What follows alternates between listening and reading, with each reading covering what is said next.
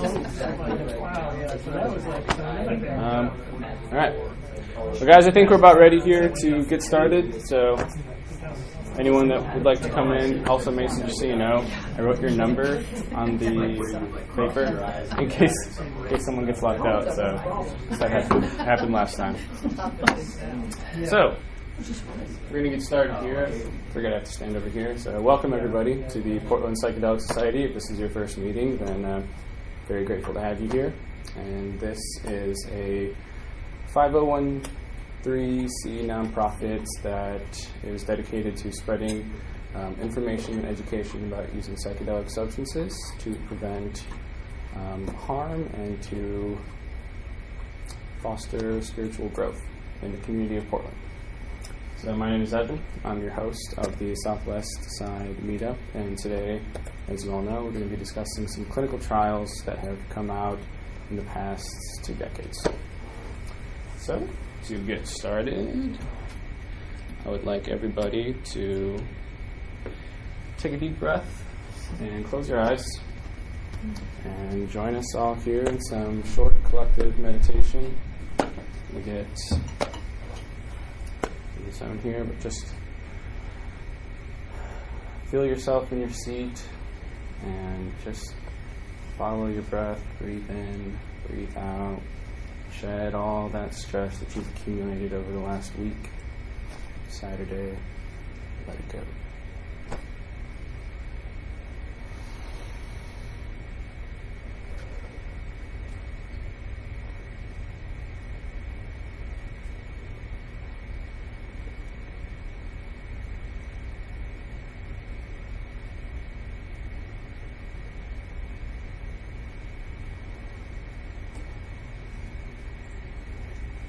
All right. Please join me back in the room. I will go through the layout of today's meeting. So, first I apologize for the cutoff of our screen here. It's not going to get much better than that on this side. A little bit forward. Okay, so we're going to go through 4 studies today.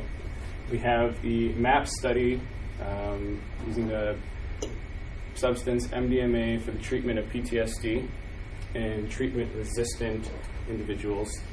And that actually just came out May 7th, 2019. So very important study, literally came out about 3 weeks ago, and is kind of pushing forward all of psychedelic research, in my opinion, right now in the United States. Second study is the cessation and reduction in alcohol consumption after psychedelic use. And that is a study done by a researcher from John Hopkins named Albert Garcia Romeo. And then third study is a study done about the default mode network, and that will be presented by Michael, who's a good friend of ours at Portland Psychedelic Society. And then the fourth study is psilocybin can occasion mystical experiences, which was done in 2006 by a researcher from John Hopkins, Roland Griffiths, very, very intelligent guy. And then we're going to do a group activity and discussion towards the end.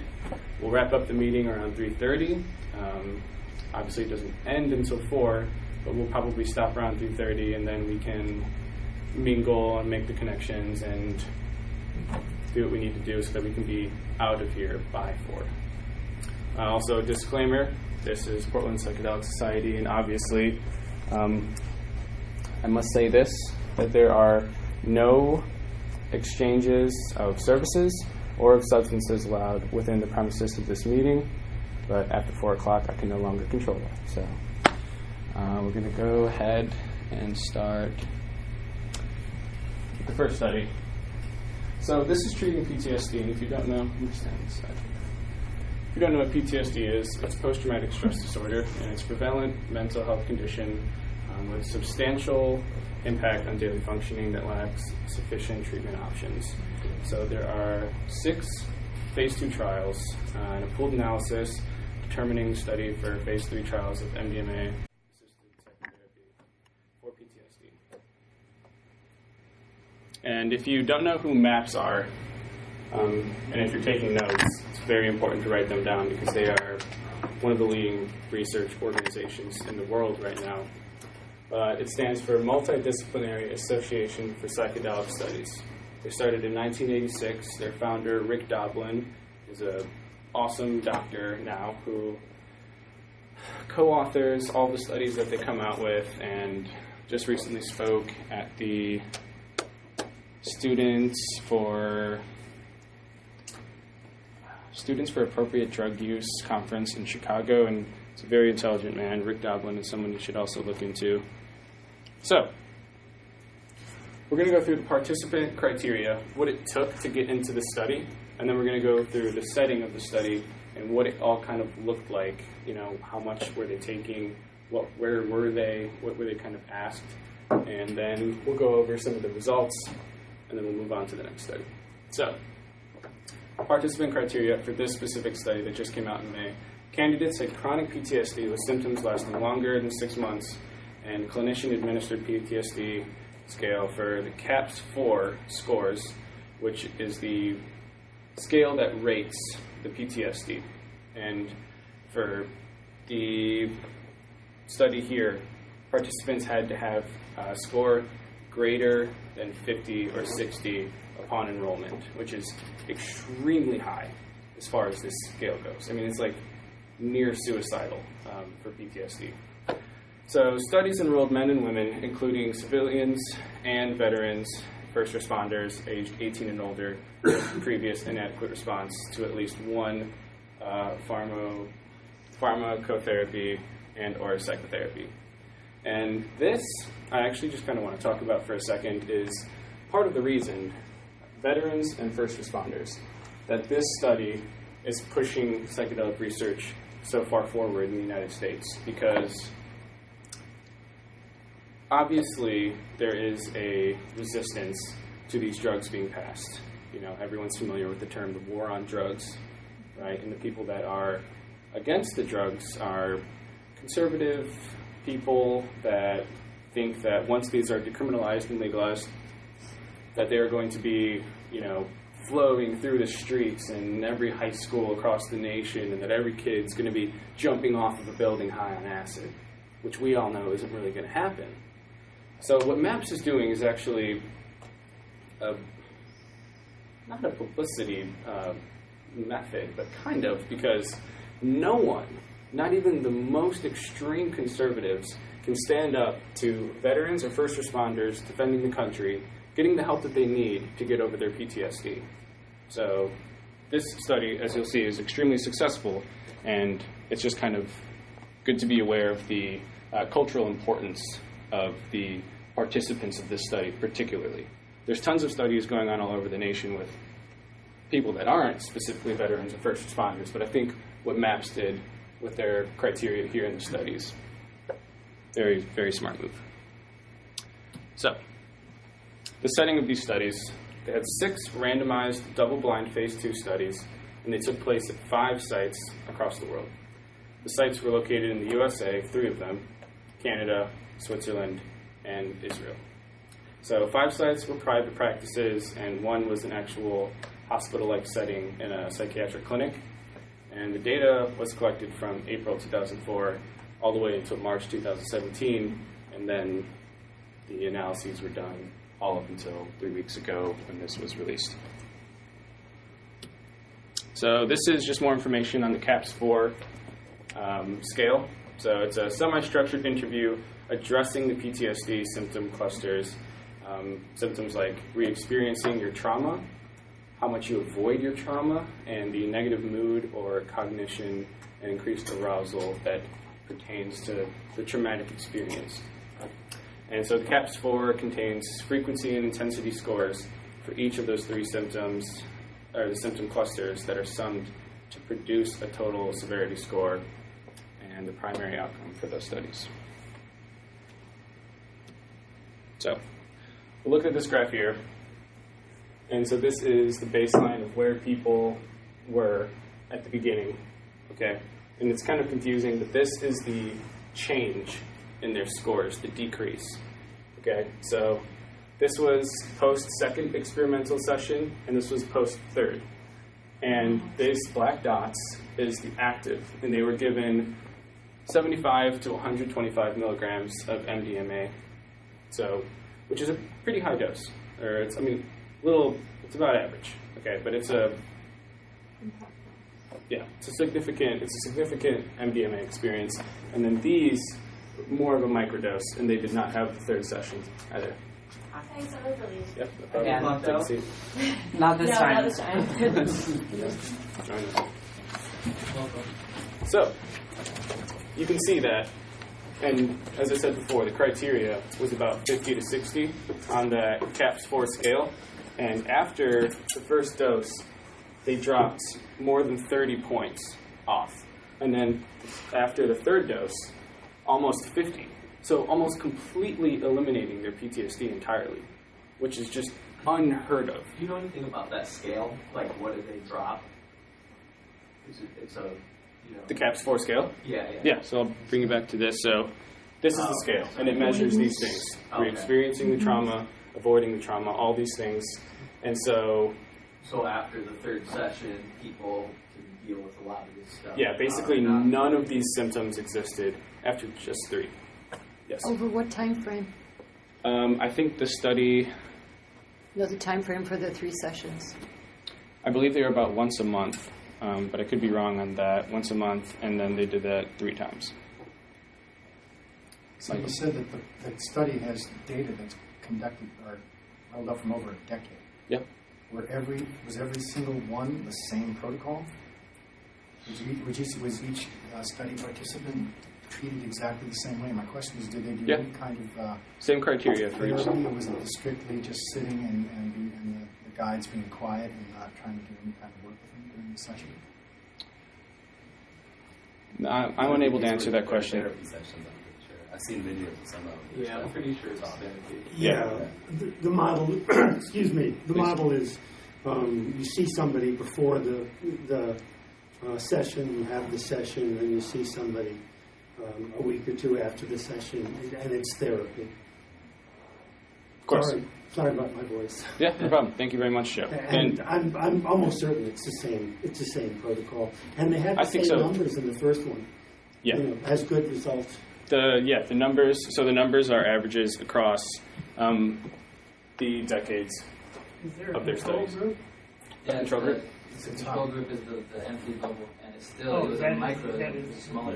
Yeah, it's basically a microdose of MDMA. Oh, So the fact that it's a smaller dose and it still shows a smaller correlation to that Absolutely. is actually even probably more. Yeah. What was that dose? Do you know?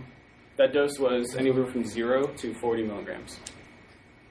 So, yeah, not a We whole might lot. be getting out of what you might know about this, but is there a control that's just normal talk therapy? Like, is there a chart that we have that assumes normal talk therapy? No, not on this. All of these Everybody. people Just have everybody. failed Everybody. 2 other criteria, 2 other types of therapy. So Right. they've been through therapy and still had all of this. And that's They what failed allows to them do to it. qualify. to qualify to And have also tried other medications And pharmacology. Oh, okay. Yeah, pharmacology that did not work, and that's because it doesn't work pretty much for anyone. Right. Thank you for making that. No problem. Yeah, I mean, if we had a graph that measured how effective the pharmaceutical, Right. procedures were right now that the average person would be given, it'd probably go like this. I guess Yeah, SSRIs and all those types of antidepressants that are supposed to help with the symptoms listed from the CAPS-4 scale. Yeah. It's nothing this significant. So, to the conclusions, that is based on the promising safety and efficacy results from these 6 phase 2 trials. We have designed multi-site, placebo-controlled phase 3 trials that started in the late 2018 to evaluate MDMA-assisted psychotherapy in approximately 200 participants with PTSD. Limitations discussed here will be addressed, and if findings are significant and no new safety concerns arise, which there weren't any safety concerns with the past studies, except for slightly elevated blood pressure and heart rates, but didn't actually produce any long-term effects that affected anyone. The MDMA could become an FDA-approved treatment for PTSD in the context of psychotherapy by 2021. So that's what we're on track to right now. Please, any questions, please? But also, And I should have said this in the beginning, so I apologize, but I'm nowhere near a researcher. I'm probably just as qualified as some people in the crowd. So anyone that knows about these studies, that wants to include something, please do. More than welcome. I am interested because I'm not familiar with the studies. It's always something to talk about what the effects are after 3 sessions, but what are the effects after 3 years or 5 years or whatever? That's what I'm interested in. After 1 year, the numbers are actually slightly better. It's what? After 1 year, the numbers are actually slightly better. Well, this is data collected from 2004 to 2017. So when you're asking about 3 years, that's 6 plus 7, 13 years. I'm just wondering if that's included in... I believe on the MAPS website they have longitudinal data. Yeah. I'd like to see that. Okay, great. Yeah, so, thank you. maps.org would definitely probably be able to answer your Great. question. I'm sorry for not being able to. You were going to... No.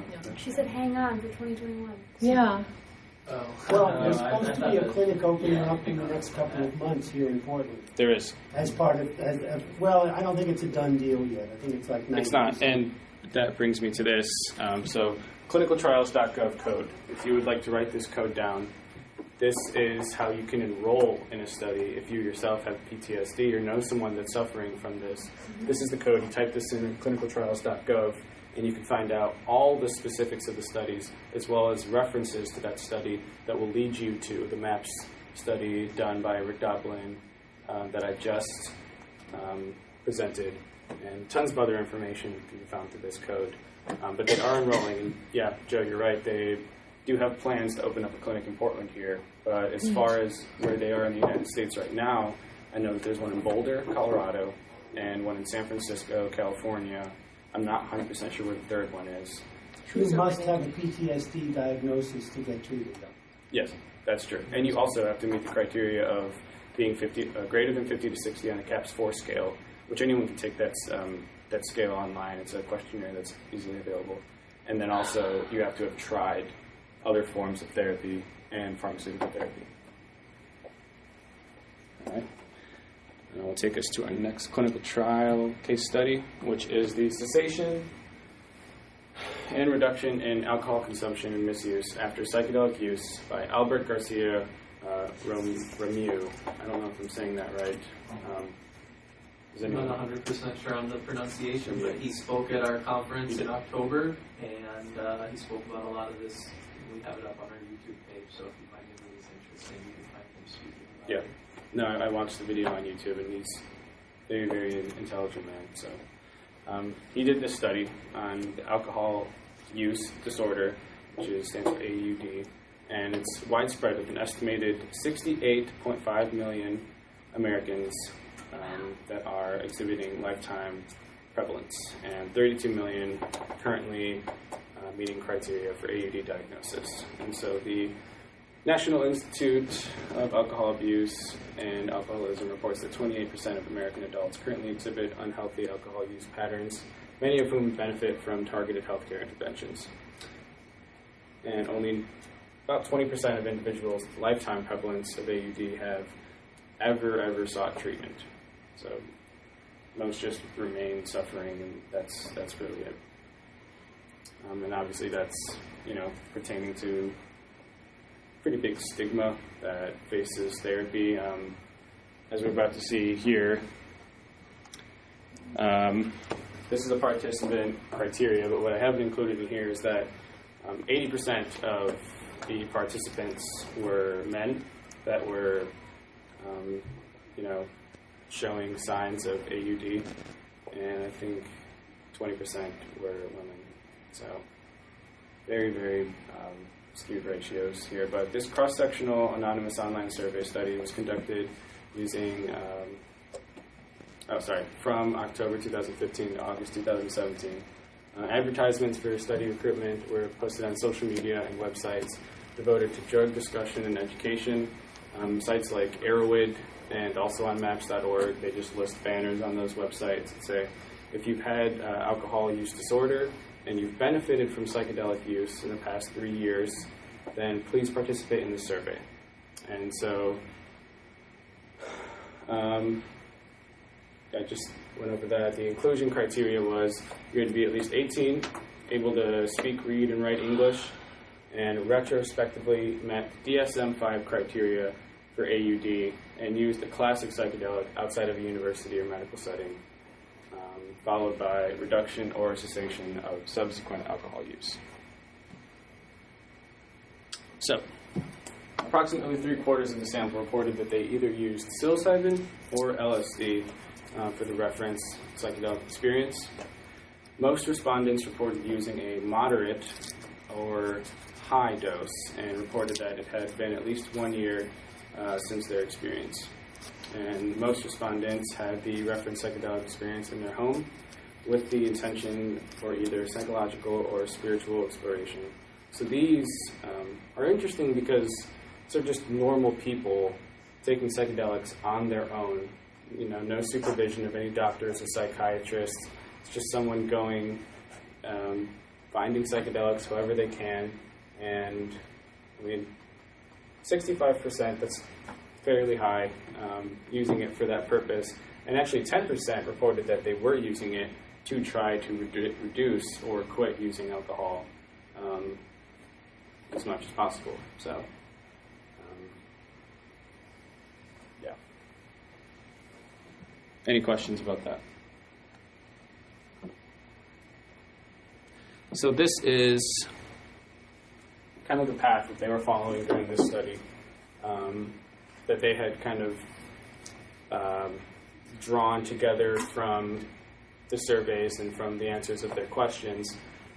People were taking a dose of a psychedelic, which either led to insight experiences or mystical experiences. And then those experiences were personally meaningful and then led to the Audit C change score, and which led to alcohol distress, or to pre-Audit C to alcohol distress.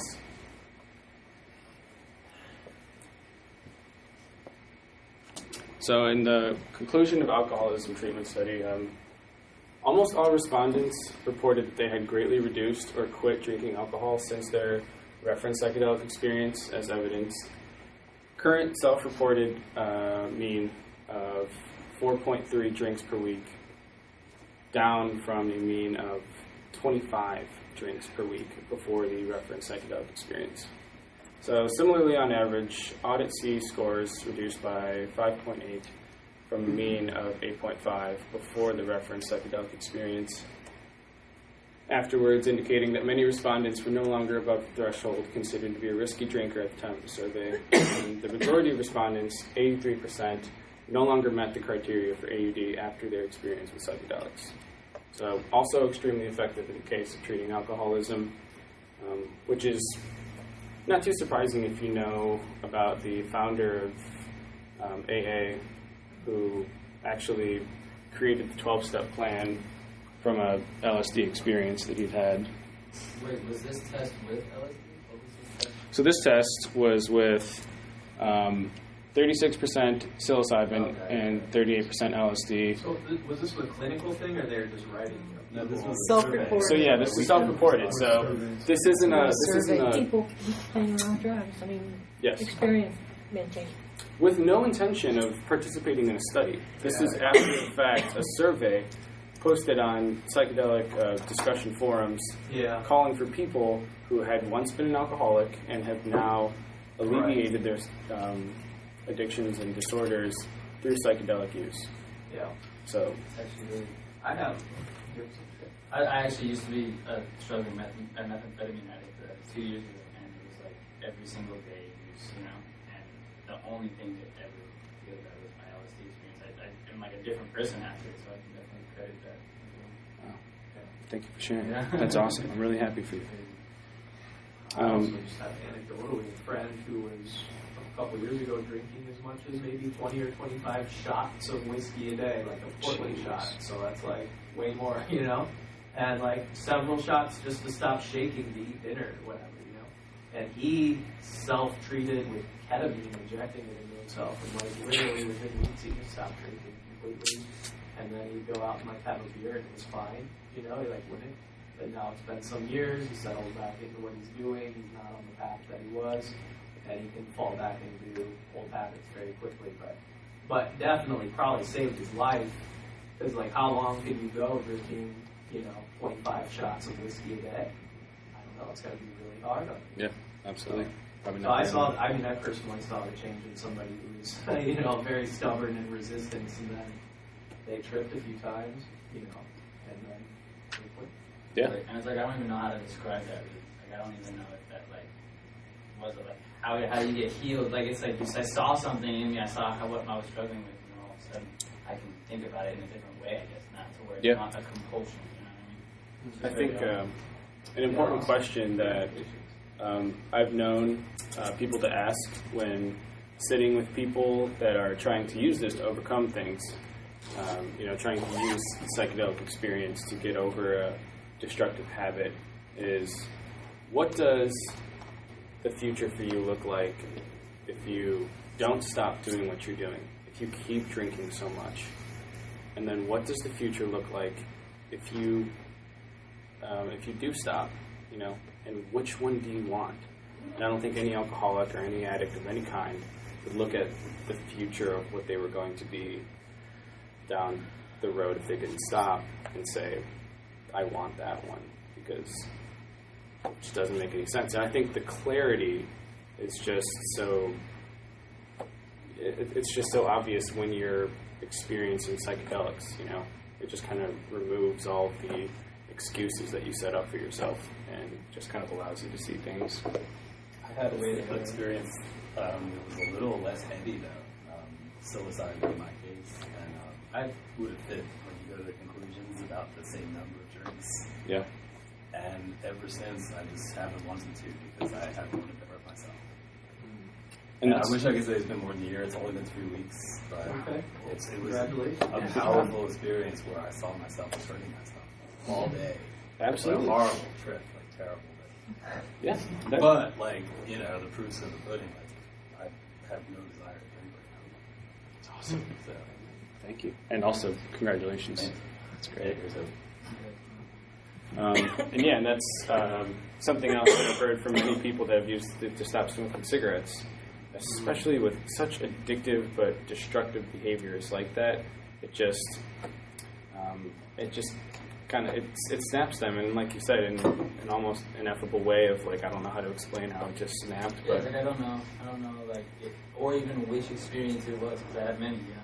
And it's like I have one that I draw as like a time frame wise, like it makes the most sense that one would be like really the most prominent. But it's like, how can a substance, you know? Yeah.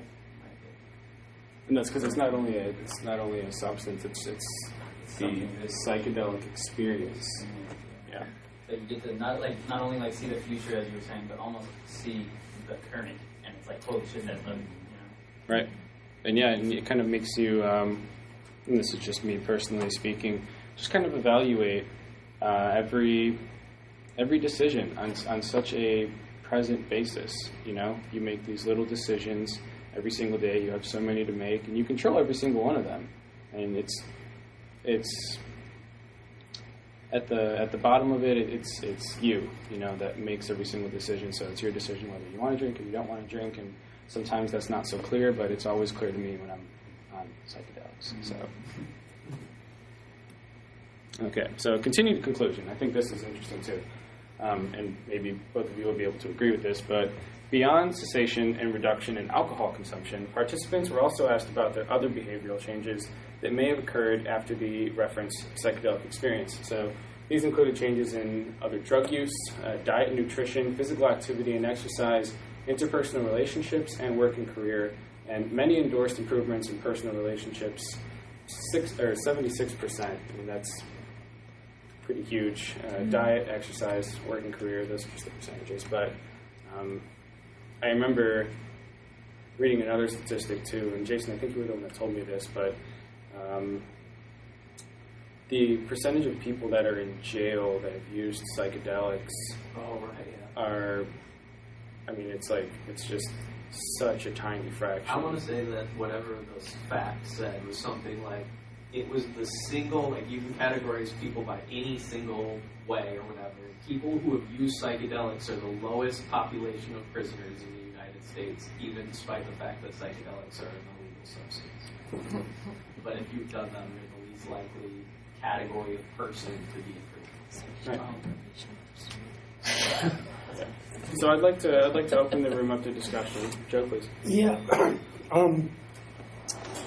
That the study you just talked about is very similar to one that Humphrey Osmond did in 1953 in Saskatchewan, but what he did was give 12 confirmed alcoholics a single dose of LSD. No therapy. A single dose of LSD. 25% immediately stopped drinking. 25%, another 25% significantly reduced their consumption and had these criteria and met these criteria that they had significantly improved a wide range of their life from just one LSD experience. And they were institutionalized. They were like really hardcore. Yeah, they were very hardcore. I myself saw a woman who has been struggling for 20 years to get off, whose therapist said she was an end-stage alcoholic, who one dose of LSD, and the next morning she came in, I'm done. Now, that was only a couple of months ago. There's ongoing stuff that so I don't know how well it's held, but I witnessed that phenomenon of just a single dose without therapy changes. And I think it's very much kind of what you're saying, is that you look at yourself in the world and in a cleaner, less defended way, and it seems to be a very powerful thing. Jason, as to your friend, what other people? I'm not an alcohol person, but one alcohol treatment providers who had been doing it for a year using ibogaine said that the follow-up and support afterwards was extremely important. I mean, for alcoholics, you have all the emotional and developmental stuff that gets frozen, and you have all the ways you've screwed up your life that you have to try and clean up, and that it's harder after you're drinking than before when you were drinking, after you stopped drinking than before when you were drinking. Yeah. And a lot of follow-up support is critical in every one of those. Yeah, it makes sense because you just kind of fall back into the old ways, And maybe that just means, right, maybe that just means taking another acid trip once a year. I don't know. I think it takes more than that. But ongoing treatment and awareness of where you are is really important. Yeah. And even that, Joe, I mean, we giggled, but if someone has to experience 3 or 4 LSD trips throughout the year so that they can maintain, that equilibrium, so that they can maintain that peace and that resistance of going back into their old habits, you compare that to, once again, the pharmaceutical industry and their methods of stopping people, or hours and hours and hours and hours and hours of psychotherapy, then I think it's apparent what people would choose, and I think it's about time people are free to make that decision for themselves. Move to Denver. Yeah, it's like the whole society, society as a whole is like, it's a constant battle between alcoholism and fitting in with normal society, you know what I mean? Like it's on every commercial, it's every step of the way, so it's like definitely a hard substance to kick for sure, because it's not. Absolutely. I wonder though, like I had this thought, when marijuana became legal, like I don't want to go to a 7-Eleven to buy pot. Like the whole part of buying pot was also like buying from friends, and we sat in a circle and we connected and we checked in, and it was more than the ingredient. And the same thing, with alcoholism, there's clearly a disconnect, but I don't know if connect is, going to 7-Eleven and buying LSD. I think connect is another pathway. So the pathway is it's the journey, not the destination. Of course. Like, I think most people agree that it would have to be like a therapy setting where a doctor would almost But that already changes what I'm saying. Yeah, I know you're right. It does. What I'm saying is that connection, isolation is it. It is the death. I mean, humanity, we need each other. And so it's not the ingredient that connects us. If you're a heroin junkie, the last thing you want to do is go sit in another doctor's office to be continuously judged and explain yourself again to somebody who generally doesn't actually care. Right. So. And yeah, I was going to also point out, Michael, please, first. Well, there's also the issue like with psychedelics, the only people who've been using it are people who are willing and kind of knowing that they're taking a risk and they've got some real important reason. Yeah. Whereas people who are taking alcohol do it because their parents do it, because it's normative. It's cool kids. And what's also normative is we live in this killing field where virtually everyone is traumatized to some extent. Most people are traumatized more than just a little bit. And the only thing that we know is kill the pain. So alcohol is the abuse drug of choice for that. And what Carola Yeah. Good. mentioned is like, what disturbs me is that many people who had such easy access to marijuana were using it the same way for the past 40 years. And now it's really a specter that people are going to be trying to just use stuff just to knock down their pain the same way they were trying to use SSRIs and just make it go away and not have to do anything themselves. Right. The very thing that we want to actually engage is dormant, and that's the hardest thing to actually change, is to start taking ownership of yourself and, like Jill said, deal with the karma in the aftermath. Yeah, instead of just... The simple legalization is, that's a problem. It's you certainly don't want to go back, but then having more dispensaries than McDonald's in Portland, I'm not sure is a great idea. Yeah. Agreed. You certainly wouldn't want to do that with mushrooms or LSD because of the power. And I don't know who I am to say that. In thinking about all of this stuff, I have at times been of the opinion that right now, what's happening at this minute in this room is the best of all possible worlds. Yep. Yep. That, is it Carola? Yes, Corolla. Corolla. What Corolla is saying is true, and the solution that we're trying to make happen with Psy 2020 is actually a huge problem because of what you said. And I'm also very, very interested in the spiritual aspect of this stuff, and for us to be focusing solely and at this point on the clinical stuff. I mean, I'm a clinician. Sure, I love it. I use it. I do it. But I think it's possible that we might be better off taking the stance that this is a spiritual freedom and using the Religious Freedom Act and the Constitution to say, get out of my head, get out of my body. Of course. I'm very ambivalent about it, but Right. everything you say is true. I know. I mean, I just... this is a bit exaggerative, but on the West Coast, I kind of feel like that is, or at least around, most parts of Oregon, I feel like... for instance, here we all are. Right now, this is in a corporate building. Of course, Yeah. It's not even in a park. off of a major vein, even saying a major highway. Anyone, in a suburb. Anyone can see that Portland Psychedelic Society is out there having these discussions, talking about this stuff. And yeah, we put the disclaimer out there, and I say it at the beginning of every meeting. But here we are discussing this. We're all interested. We've all had our experiences, and that's not news to anyone, Is that going to change if this is legalized and anyone can go to a clinic and experience this? I don't know. But... Decriminalized. Decriminalized, yeah. I'm going to keep focusing on that because I really don't believe in legalization. I believe in decriminalizing it. That's such a completely different language. Thank you. Like that just raised the bar right there. It's almost like, it's interesting. Oh, sorry. Yeah, no worries. It's almost like in the Amazon, they actually find it necessary to dose. infants or even like children, it's because their brain needs to know that like another realm or like oneness, unity exists, because that's just so fundamentally important for them to have that experience.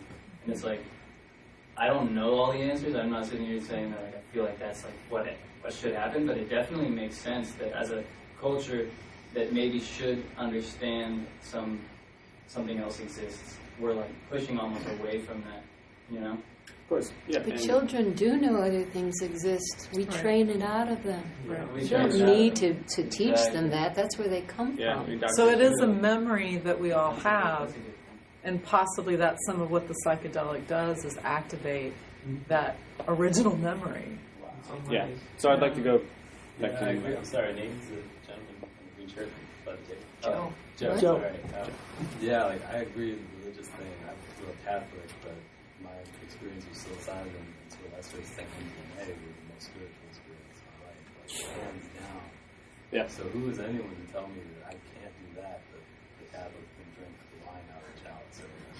Well, also funneling this into the medical model, funneling these substances into the medical model has really inherent problems with it. Look at what's been happening with pot, and I mean, yeah, I guess it's better than what was before, but Jesus, there's a whole, it's unbelievable how much BS is funneling up around it. Now there's too much pot around. Oh my God, what are we going to do? Yep.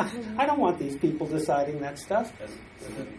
Yeah, but this opens a doorway where it wouldn't have been otherwise. I agree with you. I'm not sure what you mean. Say it a different way. These studies open up a doorway for a conversation that might not be happening otherwise. Absolutely. I'm not arguing against the studies at all. I'm just saying we need to think more globally about, my initial hit is, let's make it legal. Let's go, charge the power, Right. the dominant paradigm. But in the end, it will be in their hands and not ours.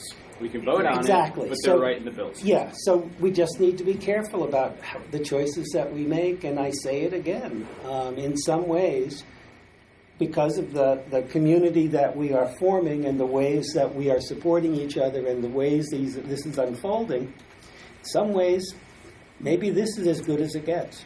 Of course. Right. Carol, if I could stop you guys, I'd like to go you in the back. Thanks. I just want to go back to your point with the babies. I was wondering if anyone knew of any studies that are being done on kids. I'm actually a child psychiatrist. Studies on what? I didn't hear you. So the question is, if anyone is aware of any studies done about children from South American countries. Just children in general.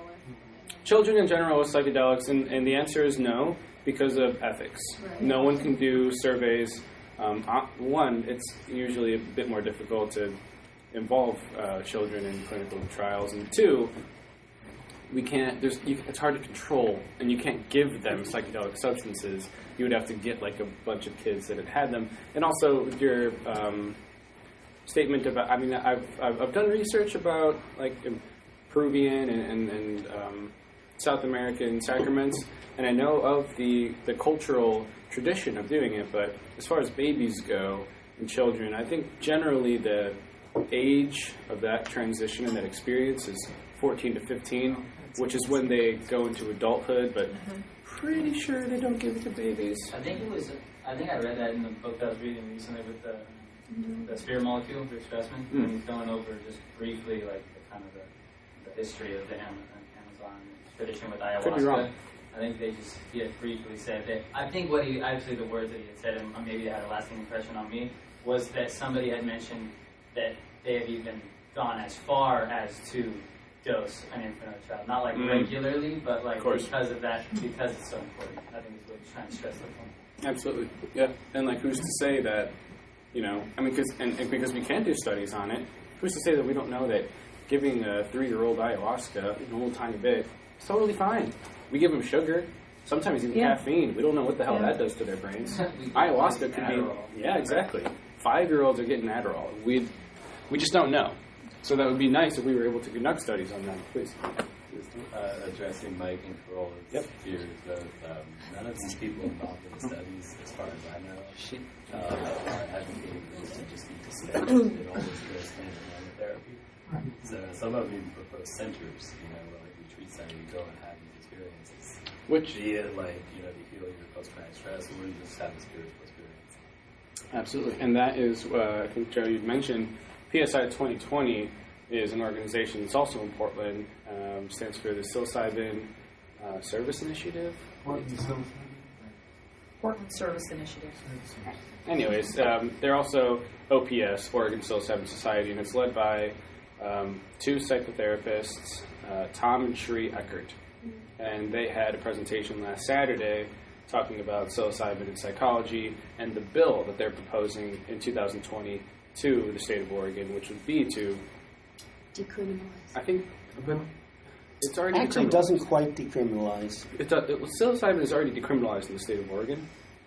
But he actually said their strategy is to go against decriminalization. They want to make for access. Yeah. So they want decriminalization has some kind of technical effect. It's actually personal. No, I think the personal. No, you can get a criminal ticket for it, or a misdemeanor, I think, but You won't get. It's a Schedule I drug, but you will not be taken to prison if you have a personal dose on you. If a cop catches you and he takes an eighth of mushrooms, which is, I think, somewhere near the limit, but you. And these other cops' discretion, honestly. They can take you to jail if they want to. Okay, you're right. It's America. Yeah, but remember the studies show that people that have done hallucinogens are the least likely to go to jail. yeah. So you just tell the cop that. Tell the cop that. You say, have you read the study though? Come on. If you just let me take those, you won't arrest me. Yeah, Michael. I'll try to take responsibility to figure this out. Because last week when I was here, a person was sitting over there and said, if you get busted in for mushrooms in Oregon, it's only a couple $100. Matt. But a colleague who is actually stood up at the medical professionals meetup, and who sits for people with psilocybin only, protects herself because she says, of course, it's decriminalized, but it would cost her $8,000. She said it was like something like $8,000 if she got busted. So there's some ambiguity as to exactly what the law does. After all, it's still defeating the intent of a federally enforceable statute. So, and somebody it's something we need to know. Somebody at that health professionals meeting said they sat down with a Portland police officer and talked about it. And they said that they basically just don't care about people growing mushrooms in their own home for their own use. They just don't want to see people producing. They won't bother. Which is on the bill, and Portland Police Department, at least one of the police officers has said that. Yeah. But that's a general consensus within the department, and also pertaining to the Portland Psychedelic Society, is that they don't really care. But also, the DEA and the FBI, they care. And they are more than capable of overthrowing the Portland Police Department and saying, we're getting all of them. They're all going down. So, yes. While that is awesome, it makes me proud to live in Portland. It's also like, don't forget you live in America. Yeah, exactly. I thought, too, at the process, the doctor at the university is doing psilocybin studies, and someone asked him the question time after about his opinion about the Denver law, which had just been passed. And he was definitely advising caution. Be careful. Yeah, even Michael ruin this. I noticed your comment before about 2021. I mean, you seem to think like let's not blow this. Even Michael Pollan after Denver released an article in the New York Times saying, "Awesome, but take it slow. Think of every possible thing that could go wrong. Just be super careful because we don't want to repeat the hysteria of the late 60s and then be right back where we started. I mean, we're making so much progress. For everything. Exactly. And say, this so is panacea. Progress. This is a mistake. And also, even in this room, we need to be careful about what we're putting out and making sure that it's true and accurate. Well, that's true. It's all not just rumors, not just, somebody told me this, and it's really important. It is important, but it's also true that the state of knowledge we're in is hard to different. We don't have a lot, and the the rate that things are being investigated is very, very slow. And so we're stuck just because of the state of the situation in taking anecdotal information because we don't have other ways to gather it. And so you're absolutely right. We have to be very careful what we say and pass on. But we also need to realize that sometimes anecdotal information is all we have. But there is a lot of research that has been done in the 50s and 60s and 70s. A lot of research There was a done bunch at of. that time. You're right, and they yes, that's a good place for some We're of it. not starting. And so I just want to touch on where I was going with talking about PSI 2020. Your comment about centers.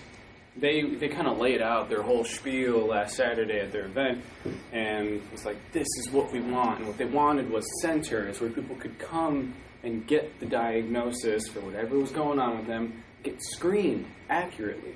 Because that's another huge issue with where we are right now. If you want psychedelic therapy in Portland, you can get it. Fill it out, right? It's probably not that difficult to find someone, but it's like, their credentials, are they trustworthy? How do you know? Well, you also have to have money. And a lot of money. A lot of money. That's also true. And also what Tom and Shreya are going for is having those centers be supported by the state so that they're able to accept insurance, which for all of us, awesome, right? But yeah, so it's like we're stuck in this limbo of like, okay, it's a little sketchy, a little risky to go around and experience this right now. And if that bill was passed that they're trying to pass, you could go to someone that was certified as a peer counselor to be able to facilitate that experience. Excuse me, please. Do you know how to get that certification? So they're actually curating a training. MAPS has a training process. For the first study that we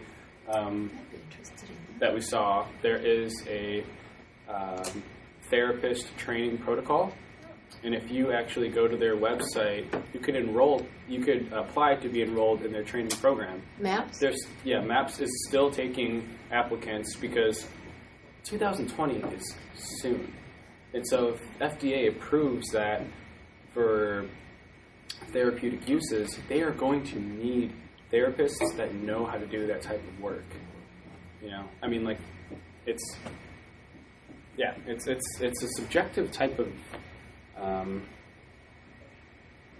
I guess not subject. I don't know. It's a different type of therapy, but it's. Do you know? Are they wanting to? It's at CII. Do you know whether they're wanting 2-person teams to sign up, or will they assign you up if? They'll sign you up. They'll sign you up. Yeah. Yeah, you don't have to apply with anyone, but I believe that their protocol and their settings for their studies so far have been a male and a female facilitator sitting with the person. One of whom must be licensed, the other of whom doesn't need to be licensed. Hey, by the way, you're getting a low battery notification on your computer. I did see that. Thank you. Okay, we're going to try to make it through. Okay, so I'm going to give it up to Michael now, who is going to talk to us about the third study, which is about default mode network, presented by Harris. And so if everyone wants to welcome Michael.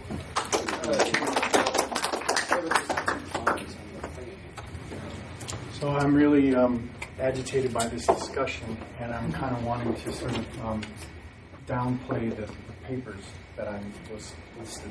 This morning I uploaded a link to a Dropbox text document that gives both the links to PubMed studies about the default mode network conducted by Dr. Kahar Harris, and some little snippets that don't have all sorts of awful numbers and unintelligible language about the brain, but essentially talking about his research into psychedelics and trying to see what it does to the brain. And in these particular papers, they talk about their effects on attentional networks, and especially everyone's favorite, the default mode network. So what some of the currents that are coming in this discussion, that people's questions are, pertain to what happens during and then after, and then what was not really talked about in these subjects or in these studies, but which is part of the mix, is that what happens 6 months later is also of importance. So a couple of months ago, a documentary was supposedly got its U.S. premiere in Portland at the Clinton Theater of his first ever trial where he was able to give psilocybin to treatment-resistant depressive people. And it mimics another study by, I think his name is Rick Davis or something like that. He was one of the first people I heard speak under the old Peers organization. He's a researcher at UCLA. His day job is geriatric psychiatry, but he published a paper on his taking 9 or 10 people down to South America and having a 3-night traditional ayahuasca ceremony. And similar to other things, other reports, what happens is that up to 6 months, when they track people, what they find is the negative. There's 2 different things that happen: the negative side effects or symptoms, and the positive ones. The positive ones are such as I think Evan's going to talk about. I have this spiritual opening. It changed my life. I no longer feel this need to drink or drug myself. Those have a certain, much more persistent effect. But people who have depression or anxiety, after 6 months, these negative symptoms come back. So why is that? Same thing like last week, the presentation, the person was saying that most people seem to have one single dose. They walk in, they have a sitter who sits there and just makes sure that they're okay. They're done. There's lots of people who need a lot more work. And so that leads into the kind of diagnosis. If you've got a stable personality and a sense of self and functionality that you can return to after you've been clobbered or traumatized, that's good. And that would explain a lot of this stuff. But there are a lot of people, which now you see when this new term called complex PTSD or CPTSD, which was kind of renamed from developmental trauma, means your parents from day 1 or day 0 or even day -90 were the stressor that caused trauma. You never developed a nice, safe, stable, functional platform to return to.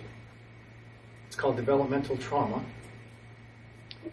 The person who literally single-handedly initiated trauma therapy in the 70s, named Bessel van der Kolk, was part of the advisory committee. In fact, it was the head of the advisory committee who said for the DSM-5, we need to have this differential diagnosis between developmental trauma and shock or PTSD.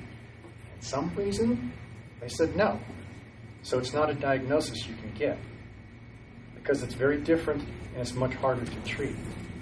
So in my experience, one of our clients took 3 psilocybin sessions before he stopped drinking, but he did.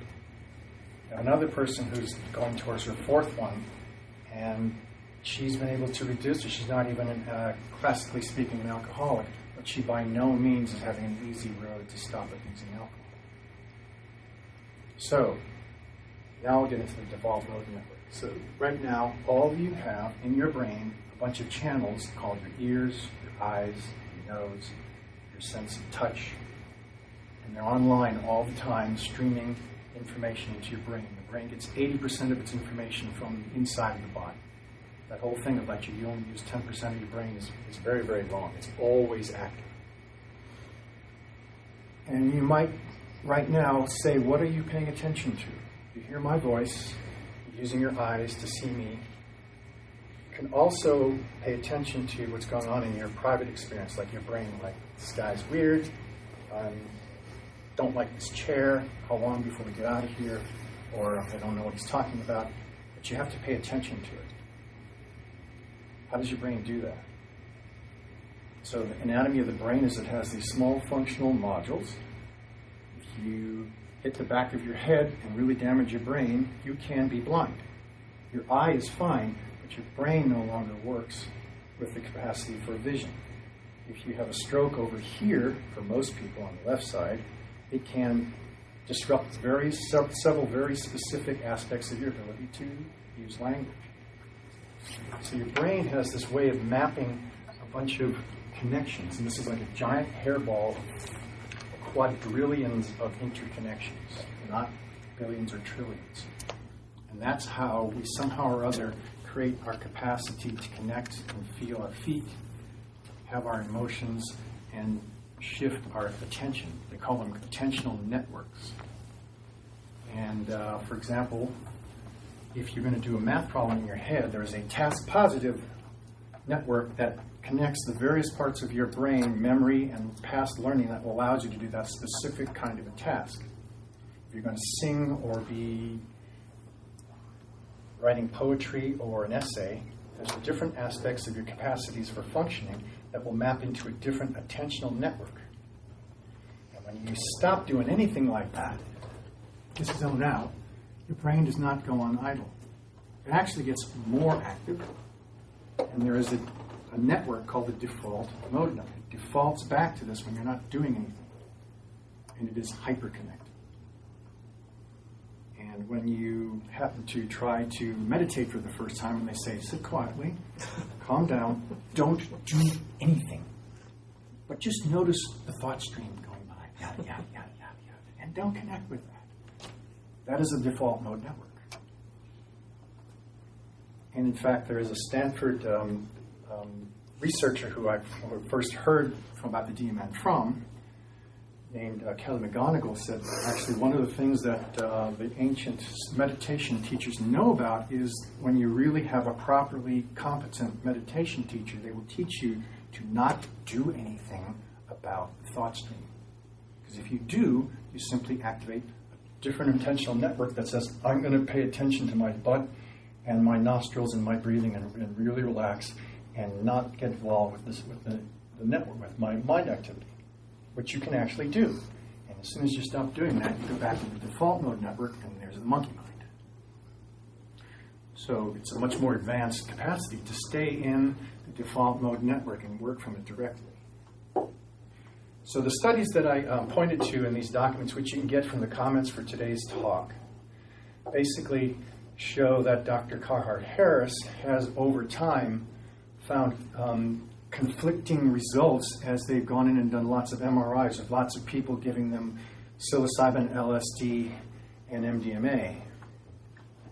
And they can't tease out what exactly happens, except that there's one about entropy, which they refer that that's a theory of the effect of psychedelics on the brain, which creates entropy, which means disorganization. Simply disorganization, because these attentional networks are specific ways that our mind or our mind uses the brain to organize itself so it can be thinking about or actually performing singing or guitar or writing an essay as opposed to something else. It disorganizes them for a while, but then it comes right back the next day. So he even says he's kind of like the most recent paper in there is that he's sort of proposing something which is a little bit on the pushing it in terms of interpretation. Do psychedelics give you the possibility of doing a reset of your attentional networks, especially the DMN?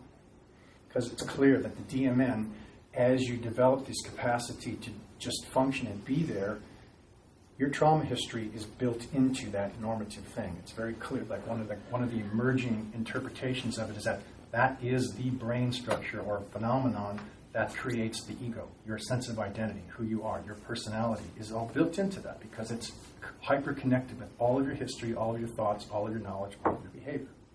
That's the problem.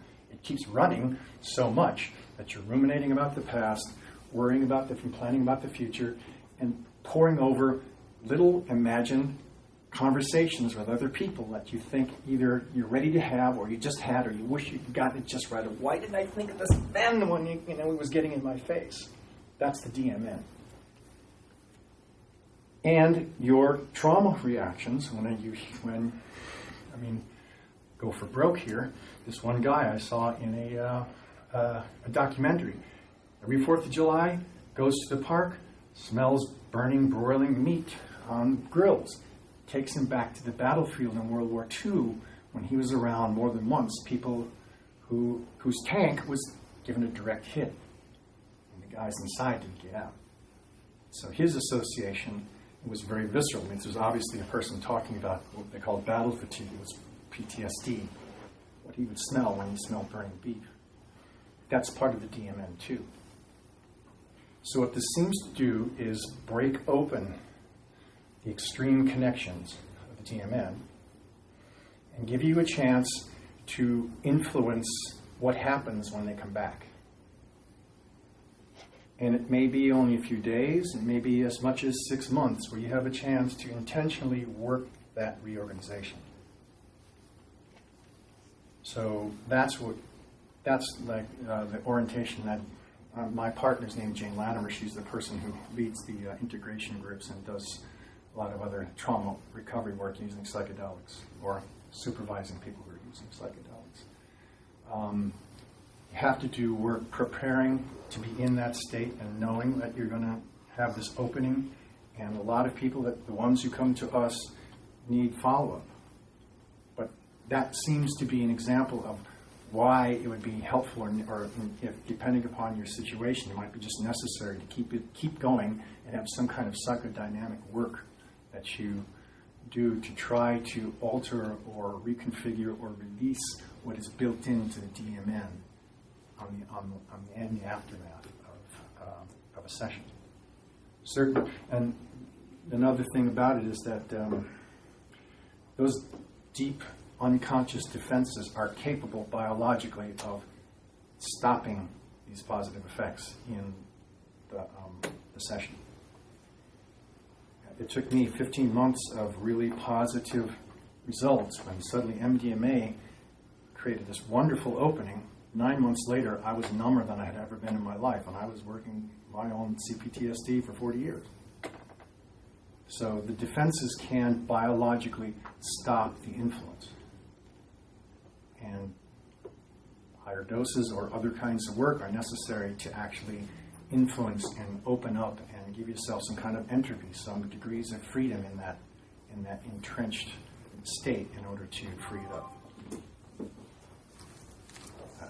So we can go from there, or I can take questions, or turn it back to you. No, if anyone has any questions, please. Not really a question, but I just find that very interesting because a lot of people on DMT and ayahuasca experiences say that they almost usually when they come into contact with entities, in other realms, some people's experience exudes almost being fixed in a sense, in their brain, like repaired, you know what I mean, or letting go of certain things. So it's definitely an odd way of thinking about it. What's an odd way of thinking? Well, not an odd way of thinking about it, just an interesting way. Well, which is an interesting or odd way to think about it? Entities or just DMN? The DMN, yeah. The fact that you have a constant kind of locked-in ego personality.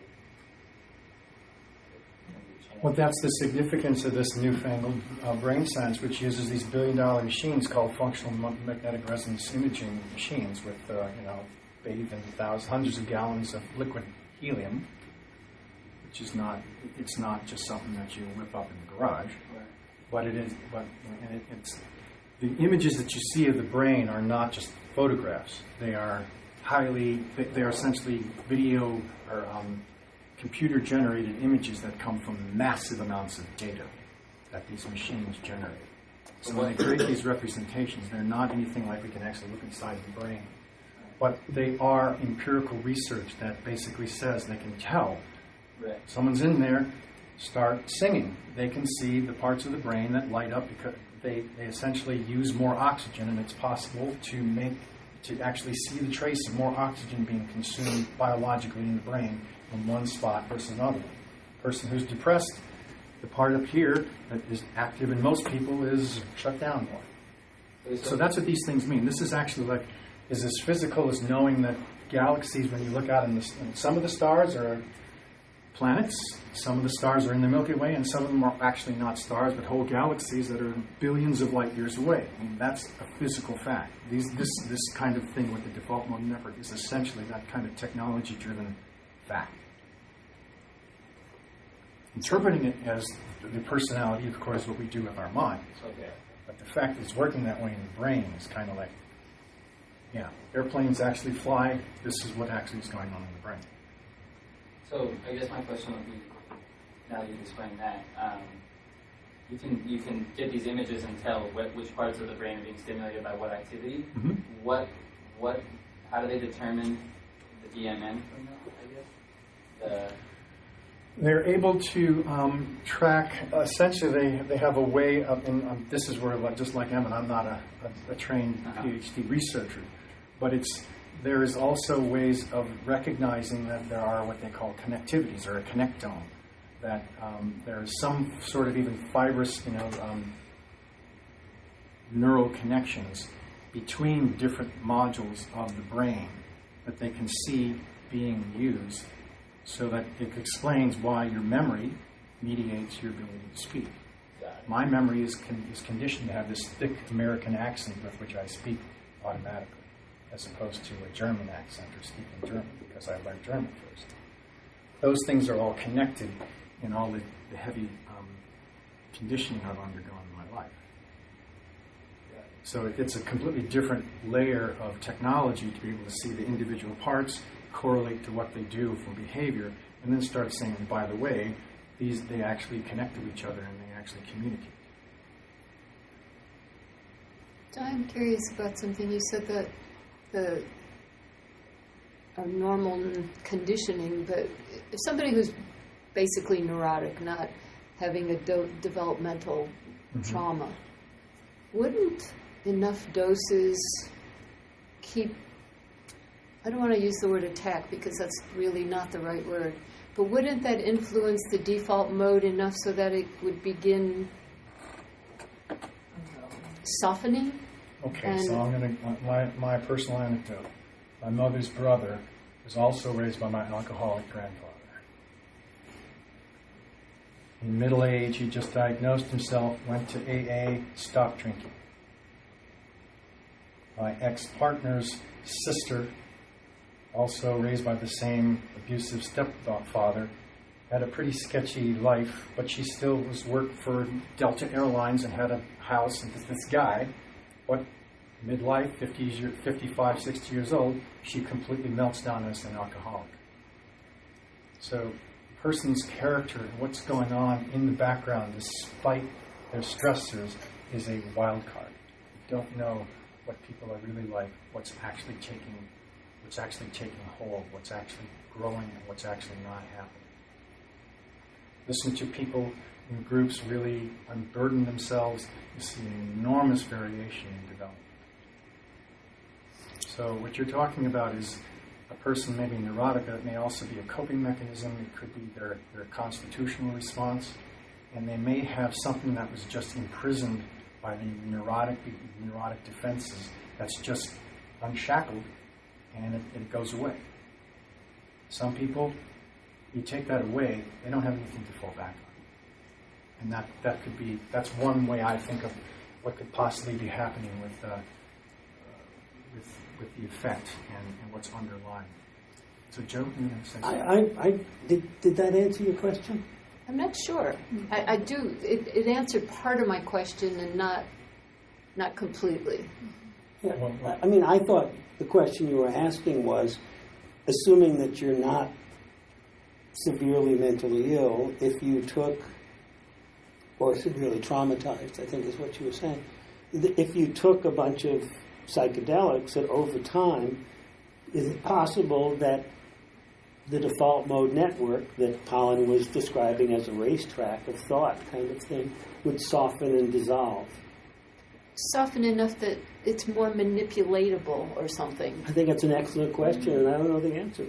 Well, my understanding, like you say, there actually has been for the past 40 years some effective, for the first time, effective, but just not talking trauma treatments. Somatic experiencing is the classic one. And it's understanding that you have to actually work with the person's brainstem, the lower pre-human, even pre-mammalian level. That's where the trauma stays. And the problem, in a nutshell, is that humans ruminate and say, what's going on? And they have emotions, and they try to explain, why am I having this freak out? when the fact is the body was freaked out, and it has a time-based process that it must go through to renormalize itself, and the rumination stops that. So you can stay that way the rest of your life, or you can get in with a SC therapist, and in many, many cases, because it's a very widespread and well-known and sort of a gold standard therapy, you can let the person access it.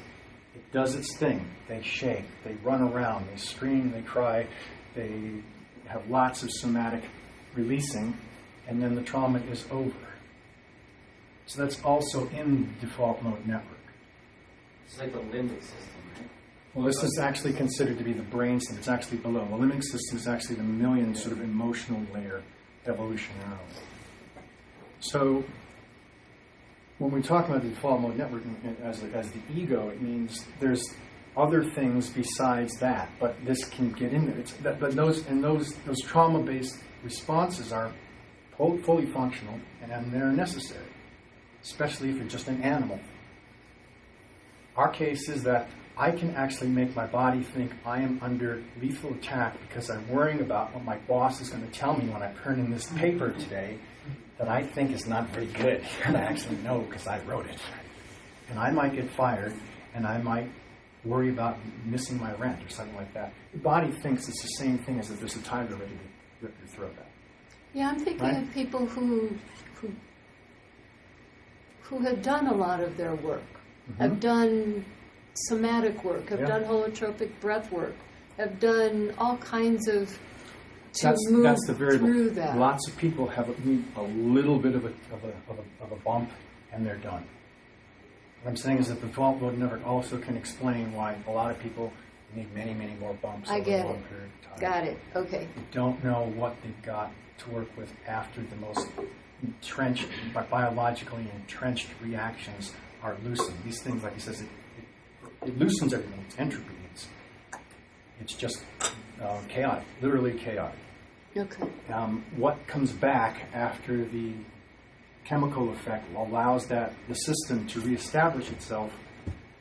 I think that's what you're talking about. A lot of people that will just simply say, fine, so this is a reflex. I finally can get to relax, and it doesn't come back. Many people, like their whole structure is so infiltrated with these responses, it's not that simple. It's not a one-shot deal. I understand. Thank you very much. Can I say something? In my experience with psychedelics, I mean, just generally your thought becomes more malleable, and like you are able to look at things differently. And for me at least, the important part for me, if I am going into a psychedelic experience with the notion that I want to think differently about like a problem I'm having with my personal life,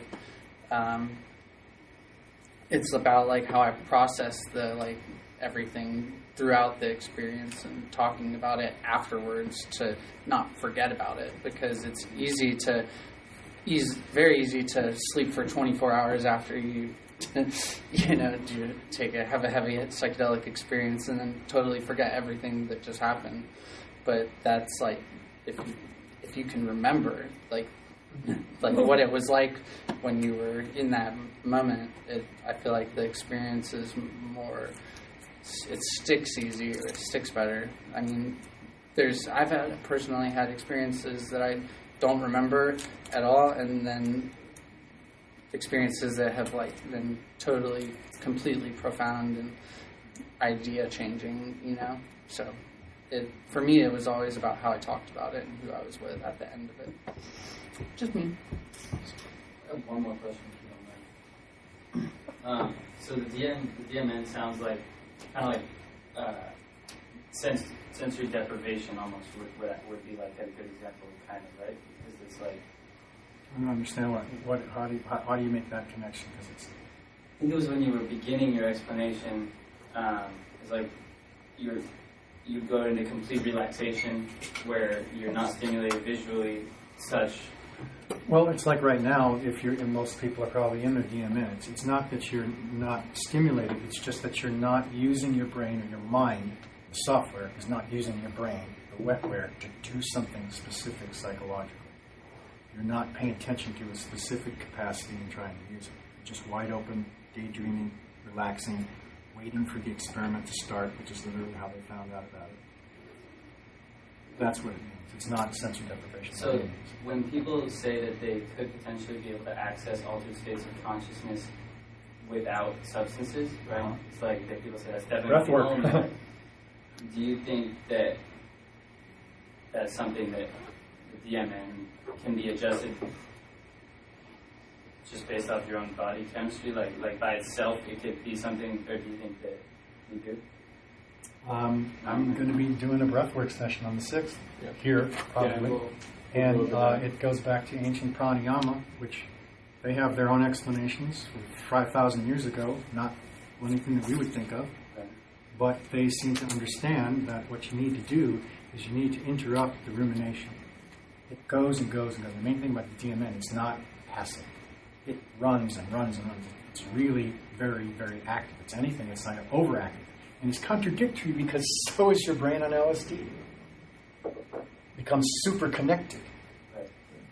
But essentially, what we talk about in the ego in terms of the negative effects or the defensive effect is that it just keeps trying to impose a certain kind of experience on us, and mostly it's about the past instead of right now. What breathwork will do is actually teach you to, it's a whole doctrine I'll get into, it teaches you to just pay attention to something other than the automatic defensive shutdown responses, to be present. But it's physiologically present, not just... So actually, now is as good a time as any. So Michael will actually be conducting an introduction to breathwork in a workshop next Thursday. So that's June 6th, and that will be held here. So, 6 p.m. 6 p.m. Same room? Same room. Yeah, well... We didn't even get a chance to talk about it because you posted it this morning without telling me. Is it posted on the Shakedown? It is posted on Meetup, yes.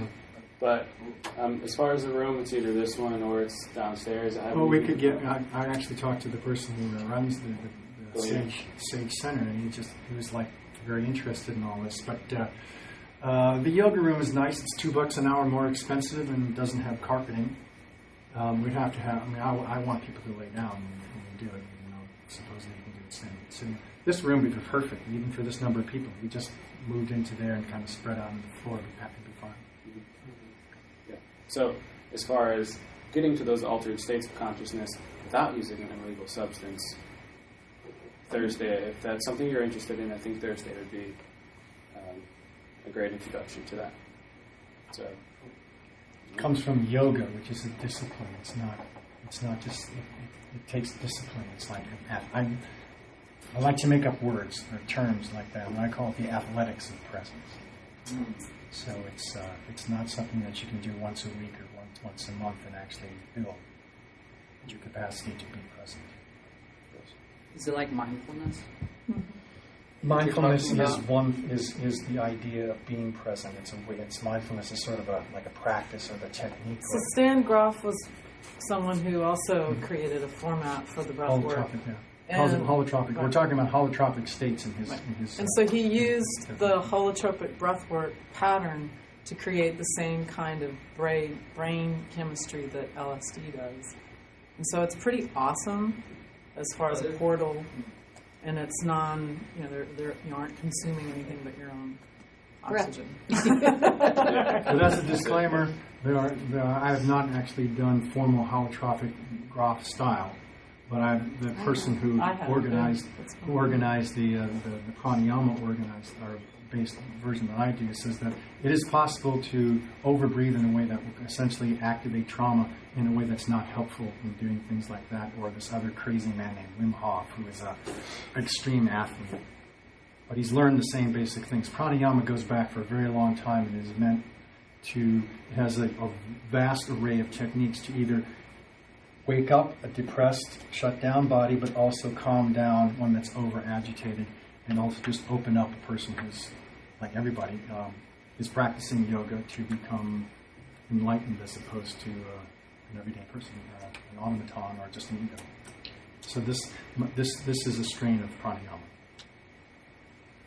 And that will be a series. That will develop into a series here in the Southwest region. We will still be having the bi-weekly meetings such as this one, and if you saw, there's one on June 15th for the discussion of what constitutes a psychedelic drug and going through definitions and also different types of substances. But then Michael will be presenting, haven't really figured that one out yet, but we will have multiple breathwork workshops. And like you said, if you go to the first one and you decide to like it, it's probably going to be a good idea to attend them with discipline so that you actually get the full. What I want to do for this group is to make drop-ins where you don't have to worry about being series. It's not like if you miss the first one or the second one, it's like, doesn't make any sense to jump in on the third. I want to make it sort of a round robin.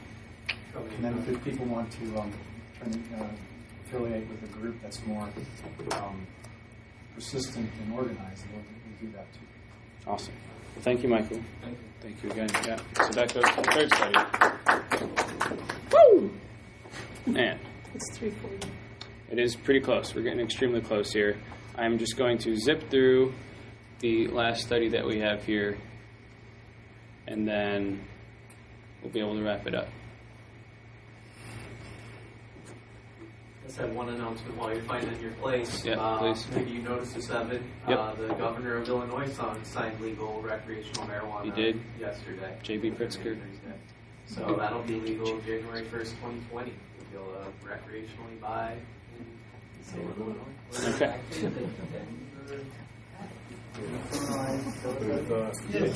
Yep. Now they're making the move to still to decriminalize all drugs, I think. Yeah, Oh, really? They're stepping up their game. Yeah, serious. Love that. Yeah. Nice. So, I mean, they should. I wonder if it'll They have ever put happen. people in jail for all kinds of stuff. People are shitting on the ground and stuff, and it's like, okay, that's fine, but you can't have a mushroom. That's true. So, last study. Psilocybin can occasion mystical type experiences having substantial and sustained personal meaning and spiritual significance. Duh. By Roland Griffiths at John Hopkins University. So the criteria for this study were that they were recruited from a local community through flyers, basically put up notes of paper that says a study of states of consciousness is going on, about states of consciousness being brought about a natural occurring psychoactive substance used sacramentally in some cultures. So there were 135 individuals screened over the telephone, and then 54 were screened in person. And then 36 came out of that, 14 males, 22 females, and were medically, psychiatrically healthy without histories of hallucinogenic use. They've never used any type of psychedelic substance, and without family histories of schizophrenia, other psychotic disorders, and bipolar disorder. So, based on interviews, their motivation for participation was curiosity about the effects of psilocybin and the opportunity for extensive self-reflection. And the setting was they were using 30 milligrams of psilocybin and then methylphenidate hydrochloride, What is that? essentially Ritalin, Oh. which is What?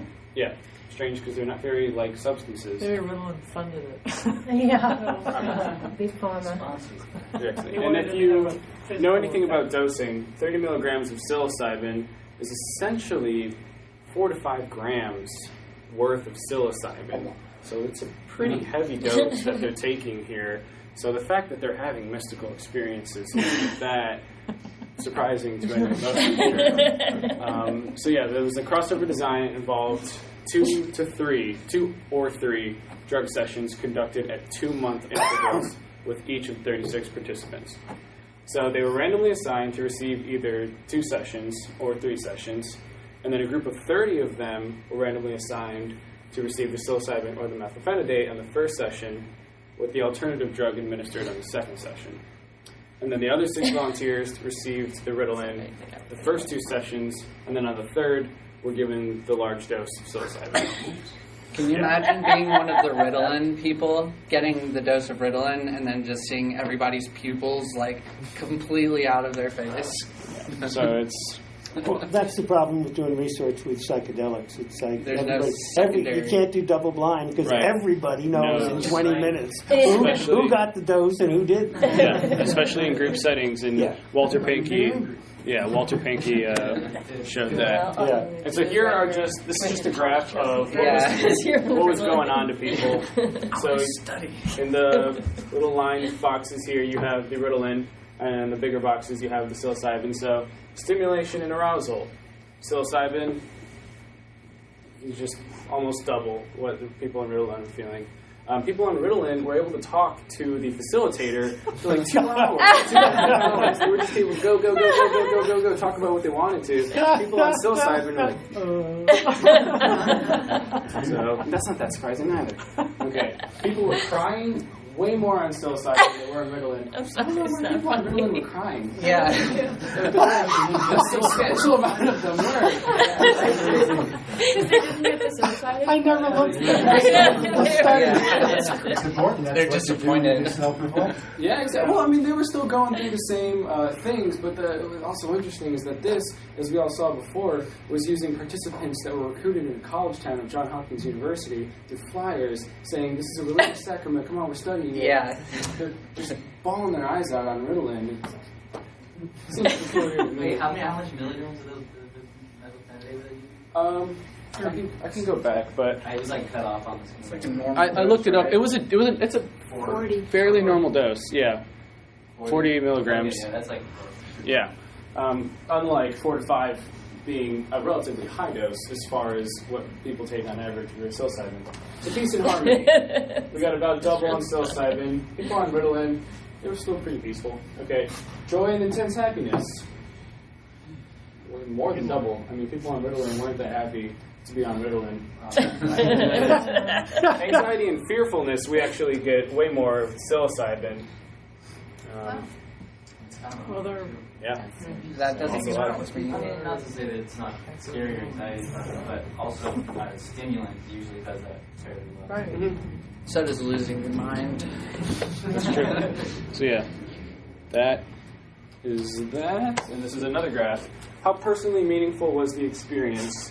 And so, obviously, you got psilocybin. Single most. Yeah, It's like and 1,000 to 1. some people were able to say that was the single most significant experience of their entire lives. And also, no one on Adderall was like, this was amazing. But yeah, and then among the top 5, so many people on psilocybin. Among the top 10, you can see here. And then people on Ritalin say that I get that experience once a month. No one on psilocybin was like, I've done this before. Not a single person. And then once a week, everyday experience. Some people were like, this is nothing for me on Ritalin. They were just like, this is every day. I don't feel any different. I'm always this hyped up. So yeah, that's the graph of how much people were feeling it. And that was also rated 2 months after they actually experienced it. So 2 months later, they asked the people, was that the single most important experience? And that many people said, yeah. This was done not recently, right? Nope. It's the Grandaddy Mall, isn't it? No, this is done in 2006. Yeah. Yep. When? 2006. Oh, okay. So, the present double-blind study shows that psilocybin, when administered under comfortable, structured, interpersonally supported conditions to volunteers who reported regular participation in religion or spiritual activities, so these are generally enlightened people, or at least somewhat, occasionally experiences which had marked similarities to classical mystical experiences, which were rated by volunteers having substantial personal meaning and spiritual significance.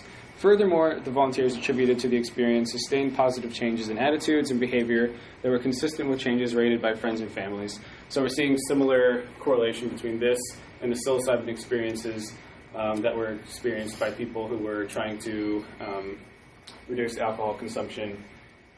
There's just kind of latent functions of you've taken the psychedelic, and in this case, they're trying to have a spiritual experience, but now they're also seeing the benefits of that seep into, well, now I'm, much more kind to my mom, and, my brother and all my friends, and all these other parts of my life are being slightly benefited, and that's not something I really saw happening or was expecting. And so there are anecdotal reports from the clinical research in the 1960s of hallucinogens occurring religious experiences, even when administered in a secular setting. A systematic study of each effect has been almost non-existent. So the most relevant study was one where theological seminary students received 30 milligrams of psilocybin or some nicotinic acid, and this was the Good Friday experiment that took place in the 60s with Walter Penke, who gave all those students a bunch. But like Joe said, it wasn't a very successful study because it was a group study and there was a control drug. And within an hour, it was so obvious who was on psilocybin and who was given the nicotinic acid. You know, one person was on a slight cigarette buzz, and the other person was on 30 milligrams, almost 4 or 5 grams of mushrooms. I also feel like placebo would like make some of the people who didn't take mushrooms, like they're seeing all these people start tripping face, and you probably get jealous, or just like think yourself into it. Possibly. So the participants who received the psilocybin showed significant elevations on the Penke Mystical Experience Questionnaire and reported positive changes in attitudes and behavior at a 6 months and a 25-year follow-up. And that was done by Rick Doblin in 1991.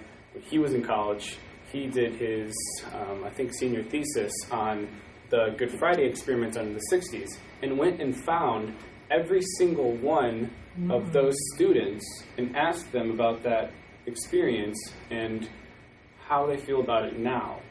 And he found, what Roland Griffiths found, was that most of them rated it as one of the top 5 most important experiences of their entire lives. 25 years later, they were still like, yeah, that changed me forever. I can report on the 50-year time zone myself. I'm saying that facetiously, but what's both of those studies, what's bizarre is like, well, of course you have mystical experiences. Why would you want to test that? Right. I mean, I've never understood it. I just never. Some people have to have it in writing. I guess. Yeah. It seemed like a strange road to go down myself. Yeah, absolutely. So I am going to pass this cup around. This is for the donations. If you can, obviously no one is obligated to, but if you can, that would be super, super awesome. So just going to send it around the room, and then someone can do it. And then if after you've paid for the room, anything that's left over, you get hamburgers with? Is that it? That's how it goes. He's like, there's never anything. Rolls over. Yeah. Cookies. We are going to try to buy a sign. It actually does go into the holdings of the 501c3. Yeah. 100% We it put does. it on a conference. We're putting on a conference in October. Not too much has been talked about it, but at least that much is out. So we will have Nothing some that goes good with solid the announcements soon. Nothing that's an activity that goes under the PPS heading compensates the people who do it. Yeah. Right. Nobody's getting paid involved. anything, Yeah. Nope. even hamburgers. But the conference It's a joke. is going to be awesome. Unless we can get a cow to donate. Yeah. Thank you, Michael. We do have pie. I mean, that's all we got, though. Pie. If anyone would like more pie, or would like to take some home, there's a lot of pie left. So please go for it. There's cookies, and I don't want to take them home. So. Hey, Evan, do we have a schedule at this place, or can we get a room here kind of at will? We can get a room here at will. I mean, it's generally pretty open most of the time. One thing that's come up is people want to do a Michael Pollan book club. I did see that in the comments, yeah. And a lot of people said Southwest. Yeah. I like that. Yeah, I mean, I love the book, and I've actually been thinking about reading it again. So I don't know if I would be.